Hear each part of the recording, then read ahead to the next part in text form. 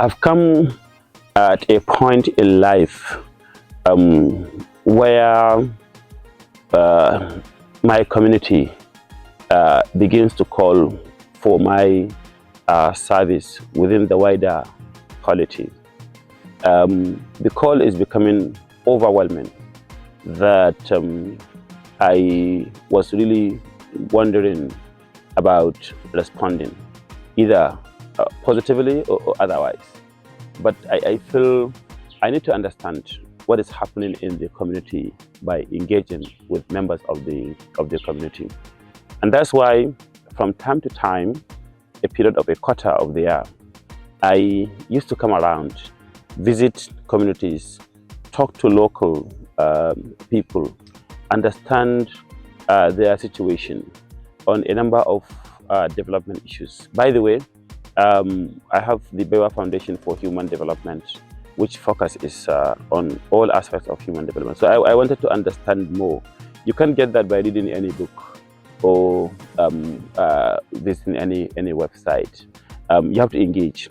So over the last 5 days, I came to Zamfara State, particularly my hometown, Mafara and Gusau.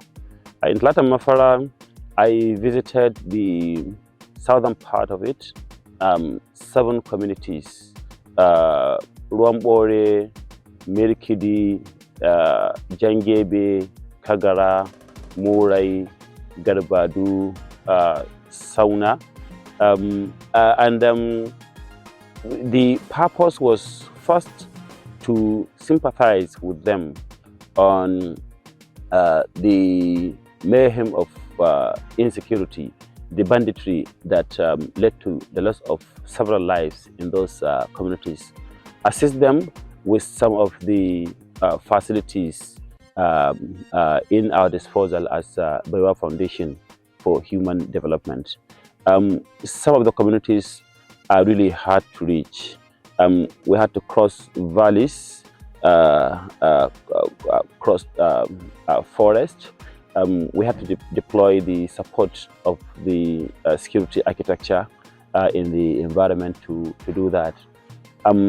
I felt it was a wonderful experience. I've been in a place where those people with the responsibility of protecting and improving the life and livelihoods of these people really visit and understand. So let me tell you a story in one of the communities in Ruambore. After passing condolences at a certain area called Karta, where bandits came and killed about 10 people, somebody stood up and said that they didn't have enough words to appreciate this visit because they can't recall when last any person of importance visited them after losing well over 45 lives. He was really shivering when he was making that statement, and he said they were so indebted in that, and I should make him the champion of whatever I stand for. This is a local person. When we were passing in one of the valleys, and the local girls saw vehicles crossing, they started running away, crying. They thought that it's a certain disaster that is happening because they can never imagine and visualize that. These are our communities, rural communities, neglected in education, in healthcare provision, and now the worst case of it is that neglected in terms of the provision of security. But also I got success stories. The story of Garbadu is really an interesting one. This is a community where all the neighboring communities have been attacked by the bandits, but even for once they have not seen any attack.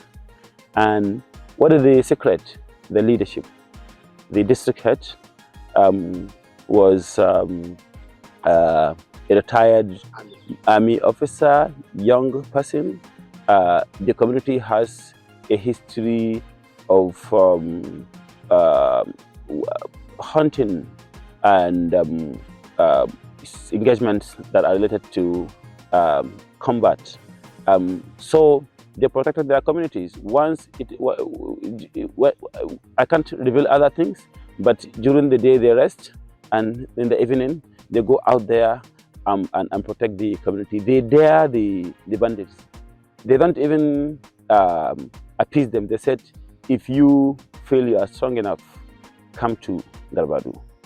He told me how he saved people that were kidnapped from Sokoto and other places when the bandits were passing. So they don't even pass into that. For me, this is a success story. But within this community, about 500 kilometers, no district head lives in his own community except that of Garbadu. Without going round, I can't appreciate this. So mine is not to be an armchair participant in public affairs, is to engage and talk to the people, understand the reality, because my development experience tells me that it's only by going to the depth of the issue that you can address it. It is very unfortunate that the federal government and the state governments are shifting blames. The common man, what they need is the result of their action, and they have not seen that. So I think all these governments should be really ashamed of themselves. It's not about whose role. I feel the federal government can do a lot more in deploying the military, in mobilizing the police and the intelligence system to protect the people, because it's its primary responsibility. The state cannot absolve itself from responsibility as well. A governor should be able to mobilize and mobilize well. They do the mobilization, but it's far from enough. These community guards are left without resources, without adequate training from just the initial mobilization training that they are given. When they lose their lives, you wonder what happens in terms of providing a little relief to their community. So these are the things that will boost their morale. I saw them and I saw how ready they are. So the state government can do that. And another thing that the state can do is providing relief. We know how much money, say for example, the state government in Zamfara is earning, and then communities are attacked 5 days, 1 week. No state official visits and pass condolences. We have Ministry of Humanitarian. I wonder what they actually do in that regard. So to address this issue of insecurity, back to your question, we need effective coordination between the federal and the state, and we need leadership that takes responsibility, leadership that is result oriented, leadership that puts the life and livelihoods of the people at the center. We can address this. There is also the debate of whether we go kinetic or non-kinetic. There is a place for each of them, but they can only work where there is leadership. If you go kinetic, and there is no proper leadership, you are likely to commit a lot of human rights abuses, victimize innocent people, cause a lot of casualty in some ways, and then some groups of people will be more aggrieved in some ways and will be victimized, and that may lead to even more escalation immediately or in the future. On the other hand, also when you talk about non-kinetic, that's even where you need more leadership. It requires monitoring, it requires assessment and reassessment of the situation. It requires continuous engagement of the actors in a way. So when I talk about myself, I didn't mention part of the training I have had. Recently, I had a training in leadership at the Bladbonic School of Government in Oxford University. And I just realized that the major challenge of society and the major ill of our nation is leadership. Leadership brings all the resources together, human and material, to achieve an objective. And it needs focus. It's not an ad hoc thing. It's a full-time job for that matter. And if there is anything that is more than 24/7, leadership is that. We need to take leadership. We need to take responsibility. We need to stop blame game between state, federal, and of course even the communities.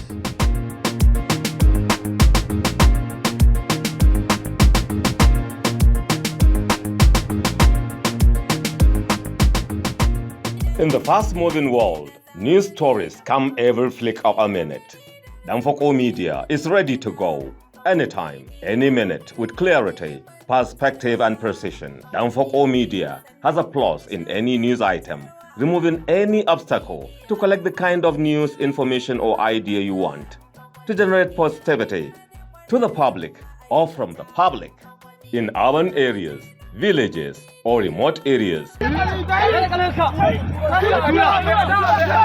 of northwestern Nigeria, with originality, sense of duty, and general analysis in public affairs. Documentaries that tell compelling stories. Sport, event planning, training and retraining, web development, digital marketing, and content creation. Danfoko Media, building cohesive relationship.